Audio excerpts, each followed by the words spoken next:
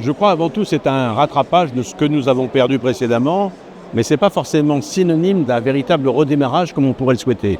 Nous aurons beaucoup de mal à retrouver les volumes d'hier et à reconsolider avec ceci, parce que je crois que si même nous atterrissions à 1 million de transactions à fin 2026, ce serait déjà un beau signe de reprise pour l'ensemble des entreprises fragilisées par cette crise qui a été extrêmement grave. Mais je crois qu'on ne peut plus espérer d'avoir des volumes de 1 200 000 transactions comme nous l'avons connu au plus haut pic des activités. Aujourd'hui, je crois qu'il faut, oublier cette période et reconsolider un marché et notamment renforcer celui-ci avec un support plus efficace. Oui, on va évoluer vers 1 million de transactions. Je crois que c'est déjà un bel objectif. Difficile de lire sur l'avenir et de faire la prospective. Ce marché est complètement dépendant, d'une part, à la fois, du climat national et aussi international. Personne ne peut savoir ce qu'il peut se passer sur le plan de la dette, sur le plan des taux d'intérêt. Et nous pouvons revivre aussi une crise systémique comme on l'a connue lorsque les taux d'intérêt sont passés de 1 à 4% en l'espace de 9 mois. Et donc c'est ça qui est dangereux. Et voilà pourquoi c'est difficile de faire de la prospective. Mais on peut revivre un incident conjoncturel comme nous l'avons connu. La crise institutionnelle, quand il y a une crise institutionnelle, c'est une crise qui démontre l'incapacité des politiques publiques à prendre des décisions avec une Assemblée nationale qui est divisée, 11 groupes parlementaires qui n'arrivent pas à s'entendre. Je dirais où on assiste aujourd'hui à un spectacle extrêmement désolant de voir la contradiction qui se nourrit, qui n'avance en rien. Le logement mérite mieux que les batailles de groupe auxquelles on assiste. Or aujourd'hui, je dirais que le marché peut rebondir à la condition que au moins le politique envoie des signaux de reprise, des signaux de confiance à l'ensemble des Français. Et c'est ça qui est important. Mais on peut faire de la politique sans beaucoup de finances, sans fiscalité excessive, et on peut faire ici une politique nouvelle qui accompagne les Français et redonner confiance aux Français dans l'investir et investir à toi, et au moins que, je dirais, qu'il l'ait pour la retraite et qu'ils aient un toit au-dessus de la tête, c'est fondamental. En réalité, il y a 3 statuts du bailleur privé qui sont présentés aujourd'hui, qui vont l'être dans les prochains jours à l'Assemblée nationale, notamment un amendement qui est déposé, qui est issu du rapport de Brest-Cosson, un amendement qui est allégé et revu par le groupe du Centre, avec des conditions d'éligibilité de revenus et de loyer pour les locataires, et puis aussi un autre amendement du gouvernement qui est une simple expression, qui est un amortissement à 2%. Je crois que nul ne le sait quand on voit comment les lois ou les propositions, les amendements ont été adoptés à l'Assemblée nationale, on peut craindre le pire comme le meilleur. Je crois que rien n'est écrit, mais ce qui me semble quand même difficile, c'est que de voir que ces amendements pour le logement ont été reportés.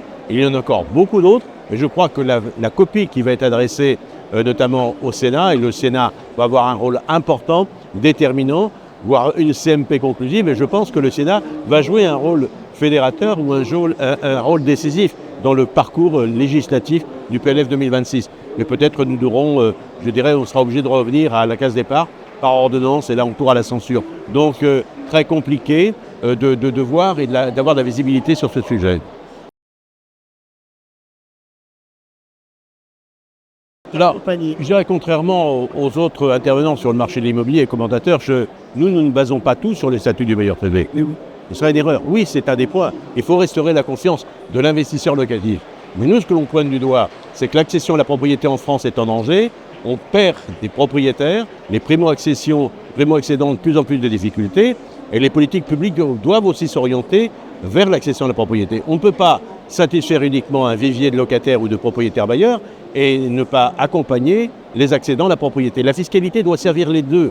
C'est notre vision qui est totalement différente. On est ou locataire ou propriétaire. Quand on favorise une génération de locataires, on affaiblit les propriétaires, mais un locataire qui peut accéder à la propriété est un locataire qui n'a plus besoin de logement dans le parc locatif. Donc il y a un équilibre à trouver. Et cette vision-là, politique, je la retrouve plus chez Vincent Jeanbrun. Une vision d'équilibre, et notamment d'homogénéité dans un intérêt général.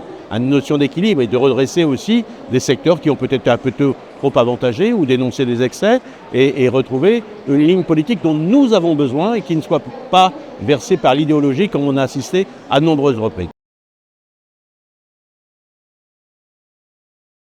Vous avez raison, le thème du congrès, logement, agir enfin. Oui, agir enfin parce qu'on ne peut plus ne plus agir.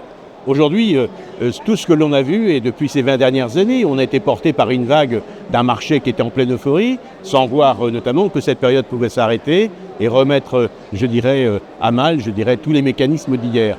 Il faut donc repenser. Aujourd'hui, cette crise, c'est une crise qui n'est même plus conjoncturelle, c'est une crise structurelle. C'est-à-dire qui remet en cause l'ensemble de l'équilibre de toutes les composantes du logement, que ce soit le parc social, que ce soit le parc privé, l'accession, le parc locatif.